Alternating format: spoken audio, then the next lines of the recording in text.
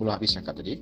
Okey, kita seperti yang cikgu beritahu tadi, okey, kita akan memulakan bab 4 pada minggu ini. Alright, mula bab 4 berkaitan dengan pembuatan keputusan. Jadi dalam bab yang terakhir ini, ianya lebih kepada bagaimana seseorang pengurus ataupun sesebuah syarikat ataupun organisasi itu menggunakan pelbagai kaedah, sama ada secara kuantitatif ataupun kualitatif dalam membuat keputusan. Okey, dalam membuat keputusan. Jadi sebelum kita mulakan, cikgu percaya kamu sudah membaca video grafik yang telah cikgu berikan pada hari Isnin lepas dan juga pada hari Selasa. Okey, cikgu sudah memberikan beberapa soalan spontan kepada kamu untuk dijawab, dan semalam pun cikgu ada berikan latihan advance exercise untuk kamu buat dan dihantar pada hari Jumaat esok. Okay? So kita teruskan kepada 4.1, proses membuat keputusan. Okay, ini adalah subtopik pertama dalam bab ini. Okey, membuat keputusan. Okey, apa itu keputusan? Okey, kita semua membuat keputusan, sama ada keputusan itu positif ataupun negatif. Jadi keputusan ianya merujuk kepada pilihan yang dibuat melalui pelbagai alternatif yang sedia ada. Okay. Kepelbagaian alternatif ni adalah satu daripada perkara yang perlu dilakukan dalam kita nak membuat ataupun memilih sesuatu keputusan. Jadi pilihan merupakan satu fungsi kepada objektif si pembuat keputusan. Maka dalam penilaian alternatif, si pembuat perlu mengetahui akibat dan tindakan kurang daripada pilihan yang dibuat. Maksudnya pilihan keputusan yang dibuat, dan juga pilihan ini melibatkan elemen ketidakpastian. Okey, kita akan lihat nanti elemen ketidakpastian ini dia merujuk kepada keputusan, sama ada keputusan itu rutin ataupun keputusan tidak rutin. Okey. Maksud pembuatan keputusan, okey, seperti yang telah diberitahu tadi. Okay, definisinya dia terbahagi kepada beberapa lah, tapi dalam slide cikgu ianya terbahagi kepada dua, iaitu yang pertama dari segi perkataan masi. Masi adalah perkataan yang diambil yang merujuk kepada setiap tindakan yang diambil secara sedar dari pelbagai alternatif dengan tujuan mencapai hasil yang diharapkan. Okay, jadi kamu kena tahu apa yang dimaksudkan dengan masi lah, menurut masi ya. Okey. Kemudian definisi yang kedua adalah daripada Kuntz dan juga Daniel. Aktiviti pemilihan daripada pelbagai alternatif dan juga merupakan nadi dalam perancangan. Jadi dalam konteks ini, sebagai seorang pengurus perlu membuat perancangan dan juga menyediakan pelbagai alternatif untuk dipilih sebelum membuat sesuatu keputusan. Okay. Kemudian ini maksud secara umum, di mana maksud secara umum adalah proses penyelesaian masalah. Proses penyelesaian masalah dengan memilih satu jalan ataupun satu tindakan antara beberapa alternatif. Okey, di sini kita dapat lihat bahawa ianya merupakan satu proses. Pembuatan keputusan ini merupakan satu proses di mana tujuannya adalah untuk menyelesaikan masalah. Kalau dalam konteks pengurusan, dalam konteks organisasi, ianya merupakan satu proses yang asas dalam penyelesaian masalah dalam organisasi, dalam pengurusan. Okey, kita melihat jenis keputusan ada dua. Yang pertama keputusan rutin, yang kedua keputusan tak rutin. Okay. Rutin ini maksudnya keputusan yang bergantung kepada polisi, peraturan, prosedur dalam organisasi. Okay. Manakala untuk keputusan tidak rutin, dianya pula melibatkan antara keputusan yang dirancang ataupun yang tidak dirancang. Maksudnya tak rutin ni maksudnya benda itu tidak berlaku secara rutin. Okay, tidak berlaku selalu lah maksudnya. Okay, kalau keputusan rutin ianya berlaku ataupun digunakan atau keputusan itu dibuat secara setiap masa, dan kita tahu bagaimana cara untuk penyelesaian masalah. Okay. Kemudian untuk keputusan rutin digunakan untuk masalah berstruktur, seperti pesanan inventory, ketika paras inventory menurun ataupun jatuh. Kemudian untuk keputusan tak rutin, dia merujuk kepada penemuan, pengepastian, penentuan masalah yang tidak berstruktur.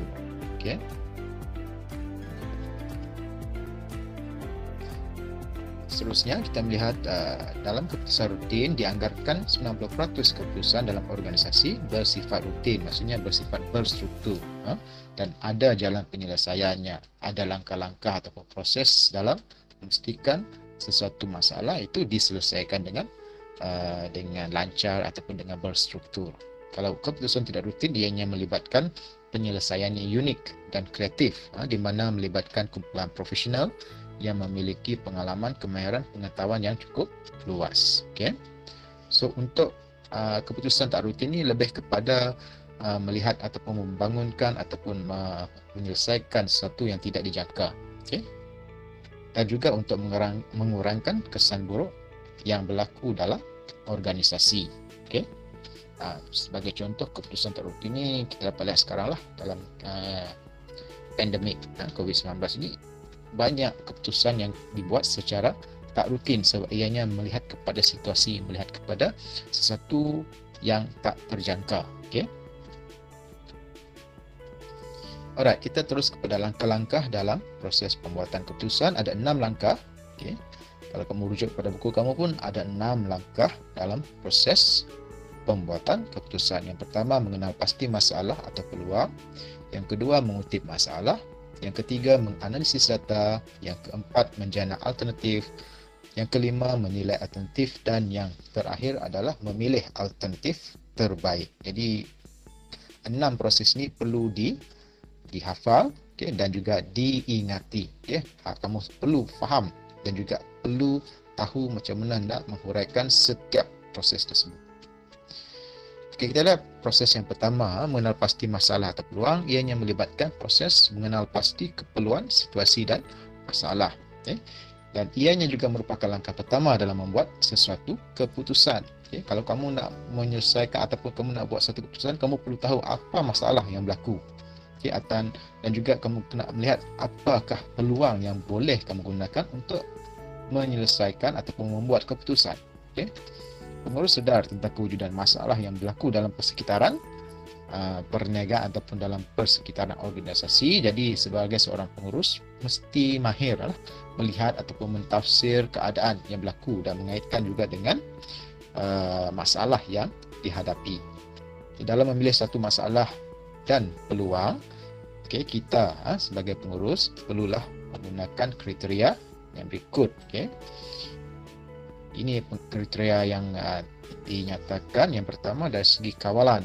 Okay. Kawalan, kontrol macam mana ataupun sejauh manakah kita ni merujuk kepada pengurus boleh mengawal masalah tersebut dan apa penyelesaiannya. Itu dari segi kawalan. Ini juga merujuk kepada topik ataupun elemen yang pernah kamu belajar dalam semester 1, iaitu lokus kawalan, lokus kawalan dalaman dan kawalan luaran. Okay. Kemudian yang kedua, kepentingan. Kepentingan adalah melihat kepada darjah kepentingan masalah tersebut ataupun sama ada masalah tersebut penting untuk diselesaikan ataupun kurang penting. Kalau penting maka ianya perlu diambil perhatian yang sangat lebih lah. Kemudian yang ketiga, dari segi kerumitan. Okay. Bagaimanakah rumit untuk menyelesaikan ataupun mencari penyelesaian. Itu yang ketiga. Yang keempat, dari segi masa, dari segi jangka masa dalam menyelesaikan masalah tersebut. Sama ada keputusan perlu dibuat dalam masa yang pendek ataupun mengambil masa yang panjang. Dan yang kelima adalah sumber. Sumber-sumber yang diperlukan dalam memastikan proses mengenal pasti ataupun melihat masalah itu, sama ada ianya memerlukan sama ada syarikat ataupun organisasi itu perlu menyelesaikan ataupun perlu membuat keputusan. Okey, langkah yang kedua, mengutip data. Okey, dalam mengutip data ataupun mengutip maklumat, pengurus akan memperoleh maklumat berkaitan masalah dari sumber, sama ada dalaman ataupun luaran organisasi. Tujuannya adalah untuk menganalisis setiap maklumat bagi mencari punca masalah. Kalau maklumat dari sumber luaran seperti keadaan ekonomi semasa, ekonomi negara, dasar kerajaan, peluang pasaran dan lain-lain, itu adalah dalam aspek sumber luaran. Kalau sumber dalaman, ianya merujuk kepada dalam organisasi itu sendiri. Dalam proses mengutip data, pengurus perlu mengetahui dari segi ketepatan dan keseriusan masalah tersebut. Okay. Alright, setiap data dan maklumat yang dikutip mestilah boleh dipercayai dan boleh diukur. Okay, lepas ni kita akan lihat alat kawalan atau alat pembuatan keputusan. Okay. Dalam alat pembuatan keputusan, kita akan lihat dua bentuk ataupun dua cara pembuatan keputusan. Ya. Yang pertama secara kuantitatif, yang kedua secara kualitatif.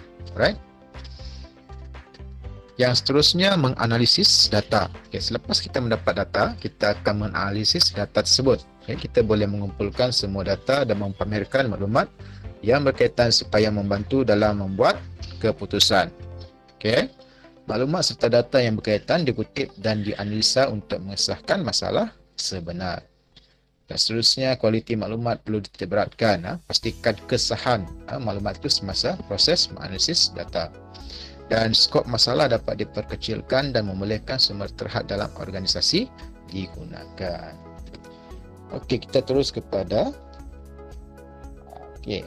ini tak apa, kita skip. Okey, yang ke berapa ni? Okey, yang seterusnya menjana alternatif. Menjana alternatif, selepas kita mengenal pasti punca masalah, pengurus akan menyenaraikan semua alternatif penyelesaian berdasarkan kepada maklumat yang diperoleh. Jadi alternatif ini disumbangkan ataupun dijana oleh pemikiran yang kreatif dari segi daripada penyelidikan ataupun sumbangan daripada pakar-pakar. Okay. Pengurus perlu mendapatkan pelbagai alternatif yang boleh menyelesaikan masalah tersebut. Okay. Sama juga kualiti maklumat perlu dilihat bagi menentukan kualiti alternatif yang dijana.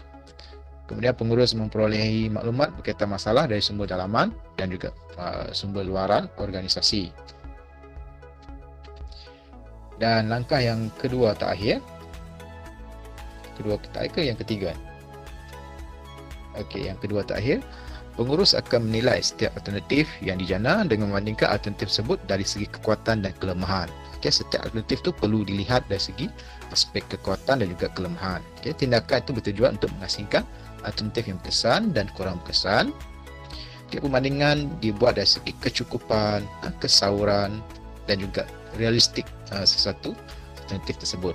Okay, dan dalam pemilihan suatu alternatif boleh melihat dalam aspek kriteria berikutlah.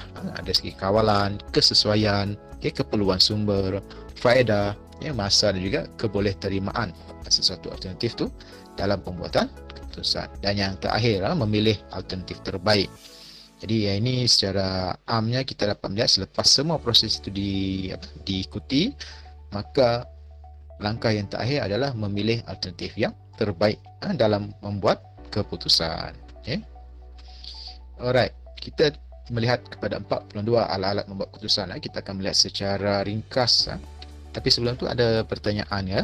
Kalau ada sila ajukan soalan. Okey. Kalau tidak ada, kita teruskan.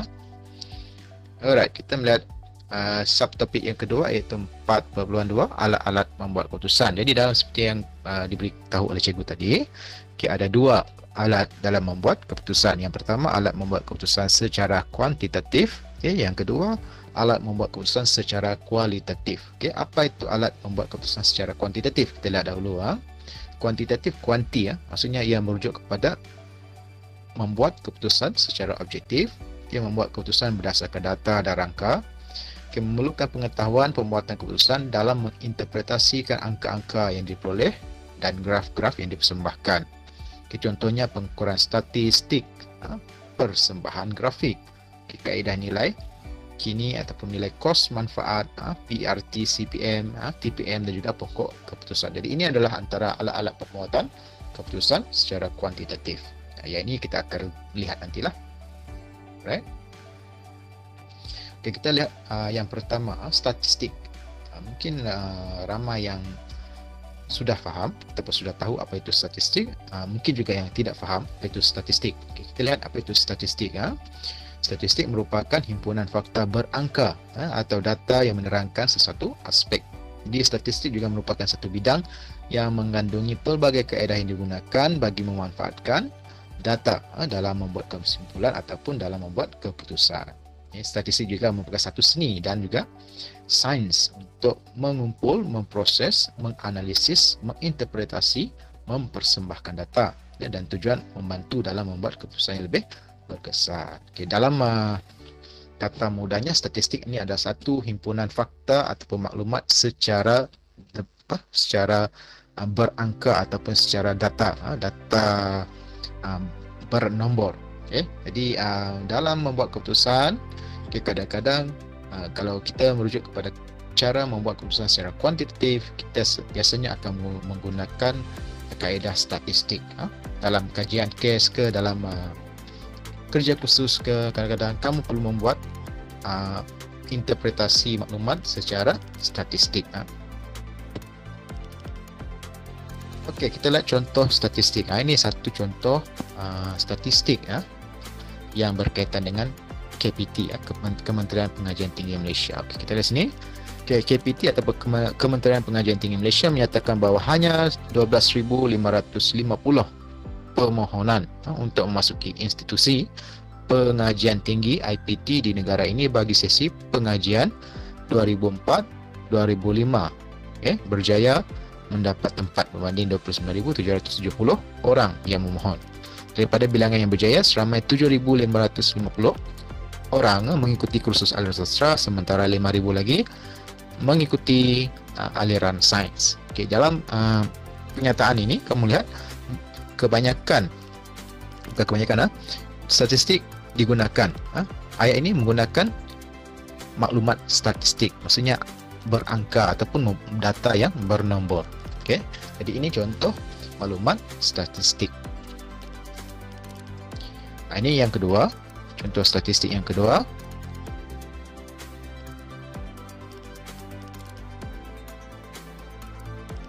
Kita lihat jenis-jenis statistik. Statistik ada dua jenis. Yang pertama, statistik inference. Yang kedua, statistik deskriptif. Apa itu inference? Apa itu deskriptif? Kita lihat ya. Yang pertama, statistik inference. Ianya melibatkan bahagian terpenting daripada statistik yang berkaitan daripada pembuatan kesimpulan dan juga keputusan berdasarkan data yang telah dikumpul ataupun yang telah diolah. Statistik inference dalam tumpuannya adalah untuk melihat ataupun mengetahui sesuatu keseluruhan ahli kumpulan. Contohnya kalau melihat kepada populasi berdasarkan sebahagian. Kalau sebahagian kita melihat kepada sampel yang diuji. Itu maksudnya inference. Jadi kita lihat di sini contoh statistik inference berdasarkan tinjauan ke atas 20 orang pelajar College Community Ledang mengenai perkhidmatan food court. Kita boleh membuat kesimpulan bahawa pelajar-pelajar KKLJ berpuas hati dengan perkhidmatan berkenaan. Maksudnya di sini dalam membuat keputusan secara statistik, kita akan menggunakan kita akan menggunakan kadang-kadang kedua, statistik inference dan juga statistik deskriptif. Inference ni lebih kepada melihat kepada dapatan data secara umum. Kalau kita nak, contohnya kita nak lihat dari segi populasi, kita nak lihat dari segi jantina, kita nak meninjau responden. Jadi kita menggunakan statistik inference. Kemudian yang kedua, statistik deskriptif. Statistik deskriptif adalah kaedah-kaedah yang digunakan untuk mengumpul maklumat, menyusun, mempersembahkan data dan pengolahan data, memerihalkan data yang dikumpul. Jadi statistik deskriptif termasuklah kaedah membina graf, carta dan juga jadual serta pengiraan beberapa ukuran perihalan seperti purata, mengukur seperti peratusan. Jadi ini adalah antara maklumat-maklumat yang ada dalam statistik deskriptif. Sebelum itu mohon beberapa orang tolong screenshot apa yang telah cikgu bentangkan semua supaya ada bukti.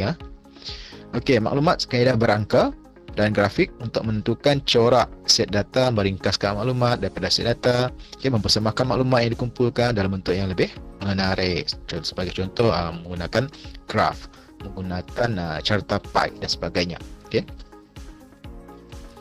Statistik deskriptif, kita melihatkan pengiraan mean, mode, median, julat dan juga sisihan piawai. Yang ini yang kamu akan belajar, nanti. Mean, macam mana nak mengira mean, macam mana nak mengira median, mode, julat dan sisihan piawai. Apa itu mean? Mean adalah purata semua nombor dalam sampel. Purata nombor dalam sampel. Median pula, titik tengah nombor setelah disusun secara menaik. Mod adalah kekerapan nombor yang berulang. Julat, perbezaan nilai terbesar dengan nilai terkecil. Dan yang terakhir, sisihan piawai adalah purata jarak persisihan setiap nombor dari min. Okey, itu ada 5 statistik deskriptif yang biasanya digunakan untuk pengiraan. Okey. Jadi dalam kamu nak mengkaji sesuatu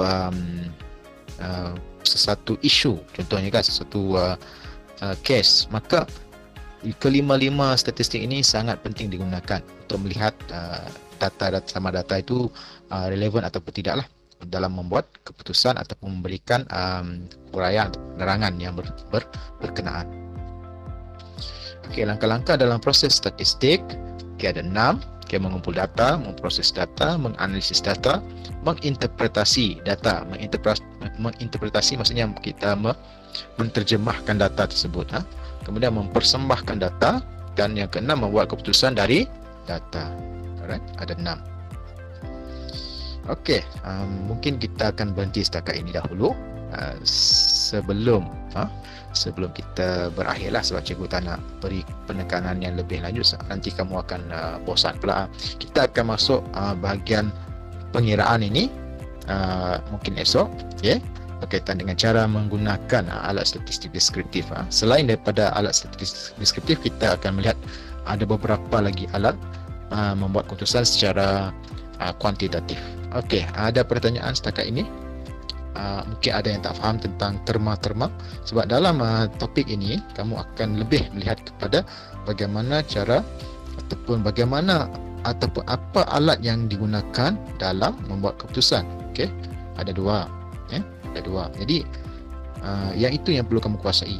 Sama ada kalau membuat keputusan secara kuantitatif bagaimana, kalau membuat keputusan secara kualitatif bagaimana, apa caranya. Jadi kamu kena kuasai kedua-duanya. Alright, ada pertanyaan? Sila bertanya. Dan jangan lupa tolong screenshot apa yang cikgu telah paparkan sekarang, sebab maklumat-maklumat ini sangat penting.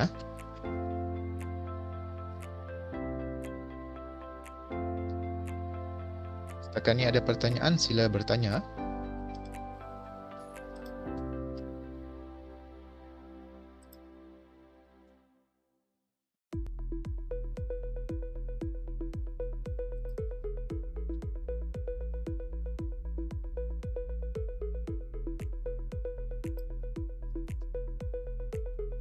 Okey, untuk minggu depan, memandangkan kita akan masuk ke topik yang lebih mencabar. Maksud cikgu, kamu memerlukan bahan-bahan yang boleh digunakan untuk mengira, sebab cikgu nak melihat bagaimana cara kamu mengira.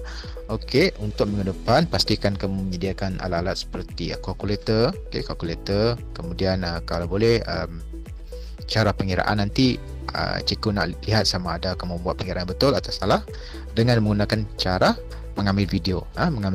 Itu cara kamu, supaya cikgu nak lihat bagaimana kamu mengira, langkah pengiraan bagaimana, cara pengiraan bagaimana, langkah-langkah pengiraan yang bagaimana.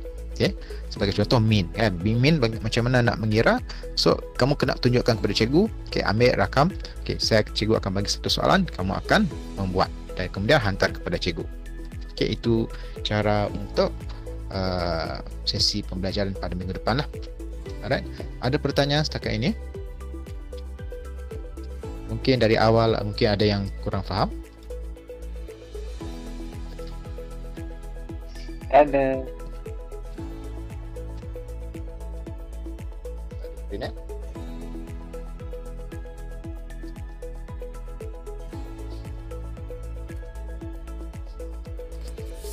Okey, cikgu tak nak ambil masa yang lama, cukuplah dalam masa setengah jam. Kita gunakan untuk PDPR. Alright, sekiranya tidak ada, maka boleh tak semua angkat tangan?